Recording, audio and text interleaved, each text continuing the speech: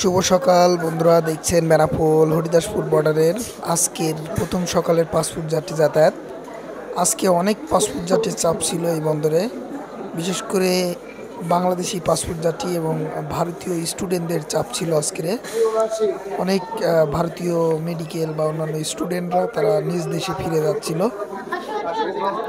এবং আমরা দেখেছি সেই পুরনো পুরনো বর্ডারের ফিল আজকের কিছুটা হলেও আমরা পেয়েছি। অর্থাৎ আজকে অনেক যাত্রীর চাপ এই বন্দরে ছিল। আপনারা দেখছেন যে যাত্রীর চাপ বেড়েছে, সেটা কিন্তু আজকে দেখলে বোঝা যাচ্ছে। অর্থাৎ আজকে ডাইরেক্ট গাড়ি ছিল একটি, কিন্তু লোকাল যাত্রীর অনেক চাপ ছিল আজকে। দেখুন কোন পর্যন্ত আজকে কত বড় লম্বা লাইন আজকে আমরা দেখতে পাচ্ছি। তো আজকে বেনাপোল চেকপোস্টে অনেক সুন্দর এবং অনেক সুন্দর পরিবেশ দেখা গিয়েছে। তো দর্শক সবাই ভালো থাকবেন এবং ভিডিওটিকে কোথা থেকে দেখছেন একটি কমেন্ট করবেন।